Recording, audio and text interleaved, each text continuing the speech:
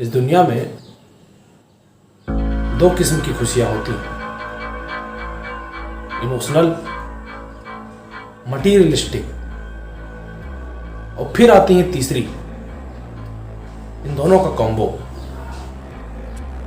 मतलब हम नई कार लिए और व्लॉग नहीं बनाए, गलत किए।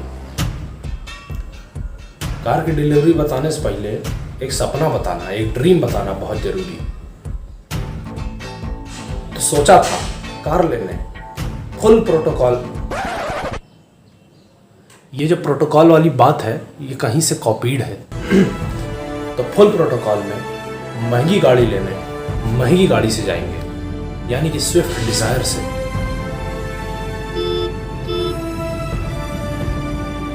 कार के शोरूम के बाहर प्रिंस ऑफ प्रयागराज की तरह उतरेंगे और फिर कार डीलर की बिल्डिंग के सामने फोटोशूट होगा, वो भी कस के।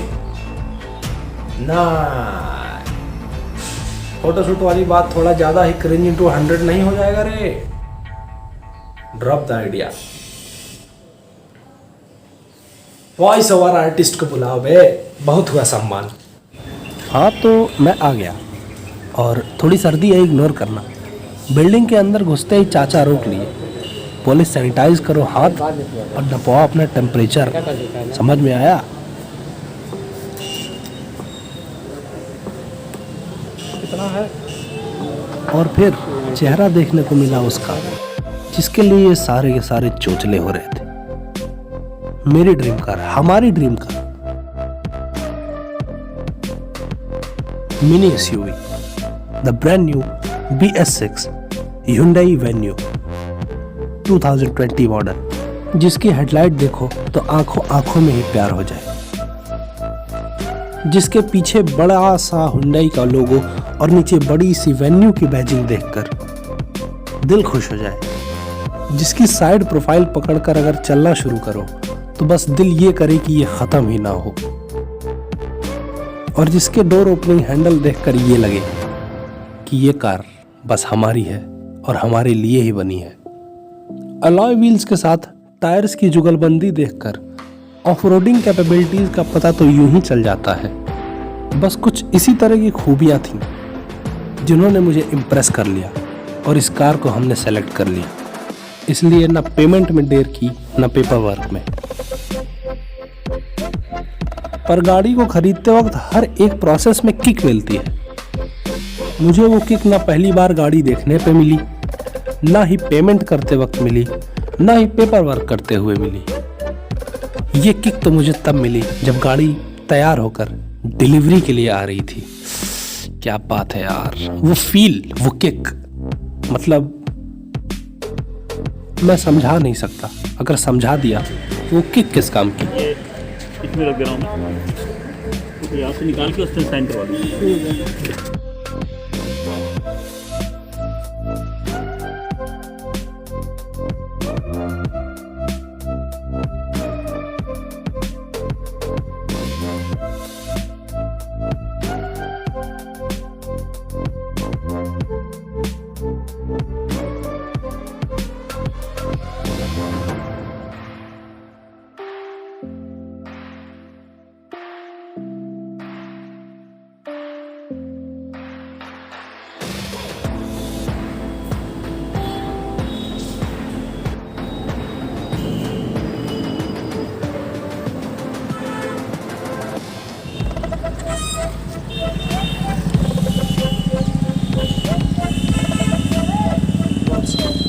तो ये है मेरे सामने मेरी ब्रांड न्यू Hyundai Venue, जिसे लगभग मुझे 15 दिन खरीदे हो चुके हैं और मैंने लगभग 100-150 किलोमीटर चला भी दिया इसको।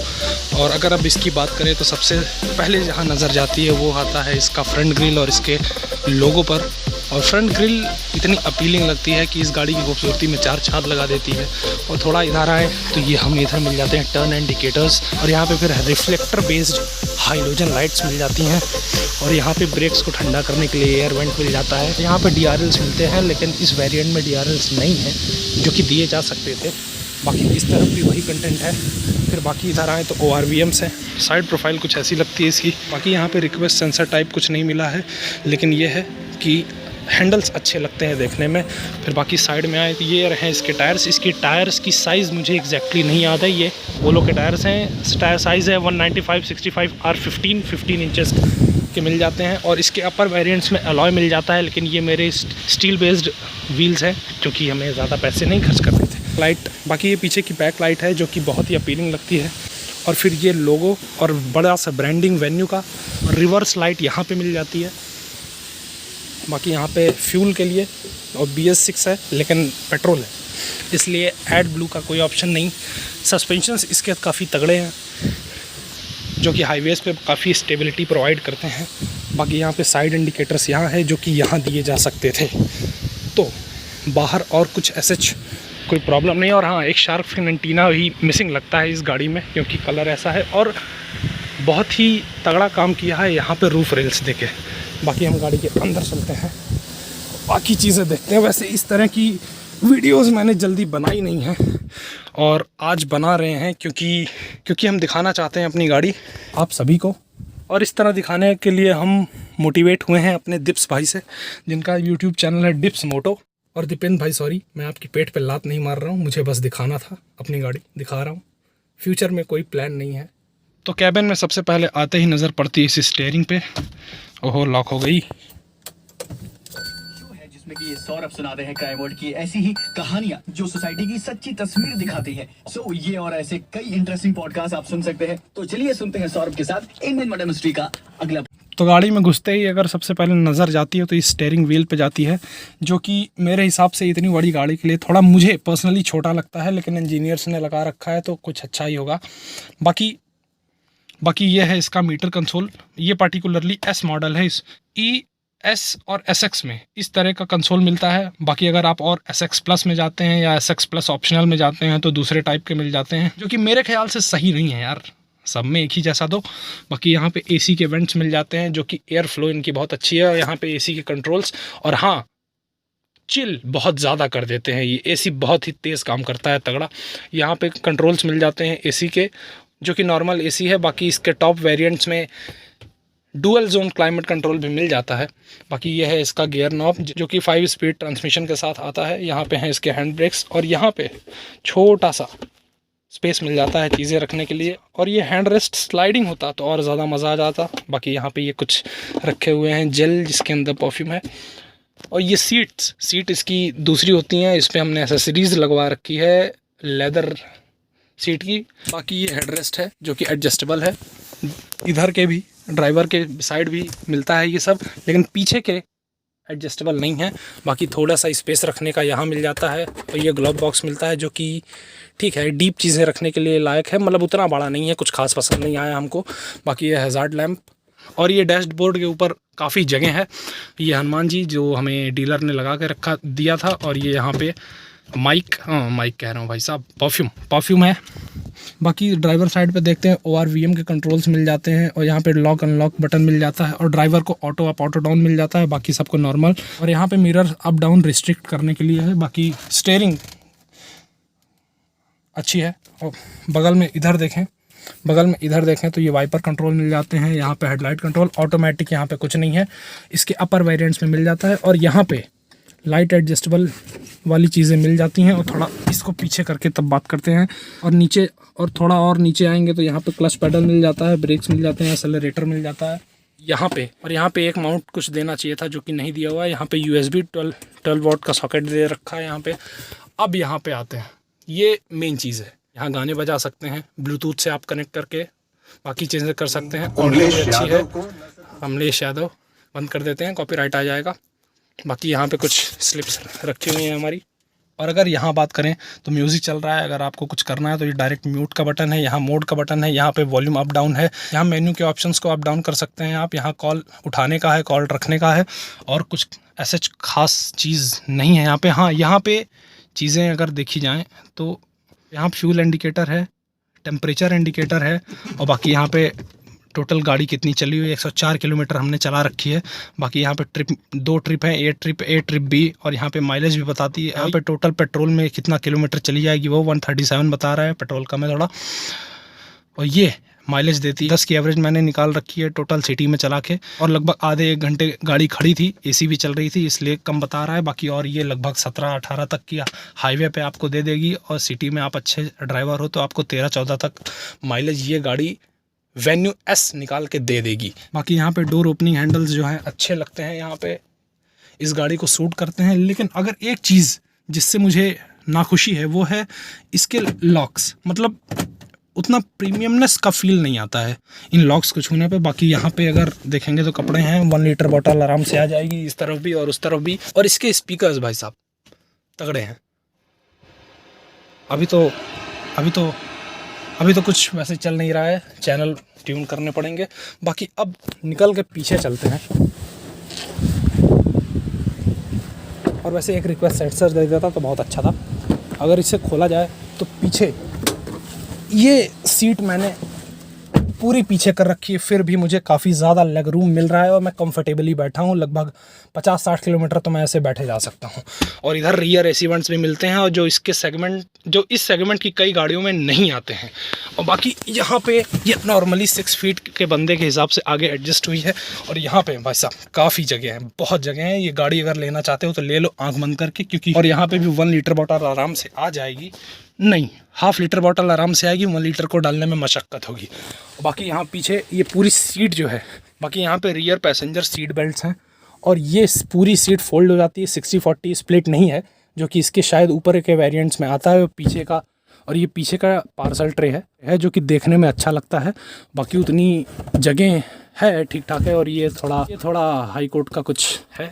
बाकी आप हेडरेस्ट को कंट्रोल यहाँ से करते हैं, यहाँ दबा के ऊपर से नीचे ले आएँ तो ये नीचे हो जाएगा, ये ऐसे। बाकी यहाँ कुछ खास है नहीं। और हाँ, यहाँ पे भी पैसेंजर्स को मिल जाते हैं शीशे ऊपर नीचे करने के लिए। और बाहर निकला जाए, अब काफ़ी गर्मी है भाई साहब। बाकी अगर पीछे तो मैं दिखा ही चुका हूँ, नंबर ब्लर्ड रहेगा फॉर सम सिक्योरिटी रीजंस। और यहाँ पे मैग्नेटिक बेस्ड ओपनिंग कंसोल दे रखा है यहाँ पे। और अगर ये खोलते हैं आप तो यहाँ पे हैंडल है नीचे बंद करने के लिए। ये बैक लाइट है, बैक ब्रेक लाइट है, यहाँ से पूरे तार के कनेक्शन गए हुए हैं। बाकी बूट स्पेस भाई साहब डिसेंट बूट स्पेस है, अच्छी खासी चीज़ें आप यहाँ पे रख सकते हो। और यहाँ पे एक लाइट मिल जाती है जो कि रात में ही इसका प्रभाव पता चलता है।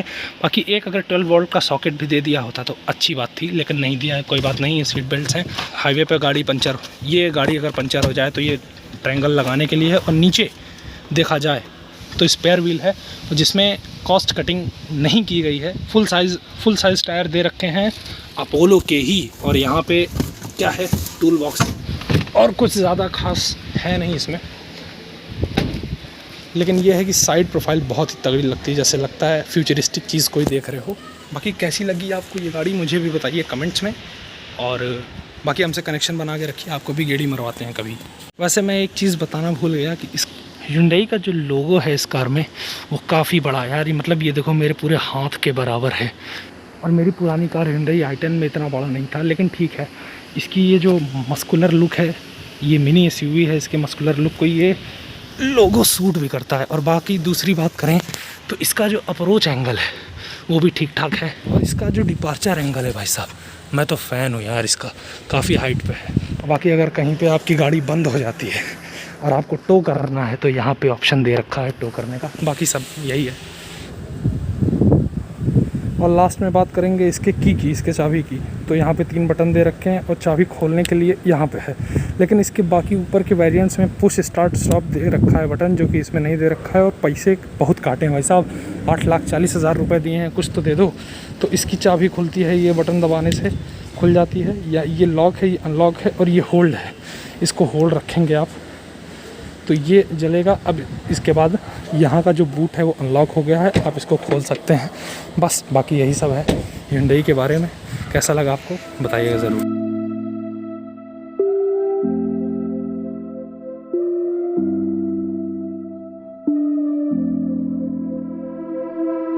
और फिर आती है तीसरी, इन दोनों का कॉम्बो।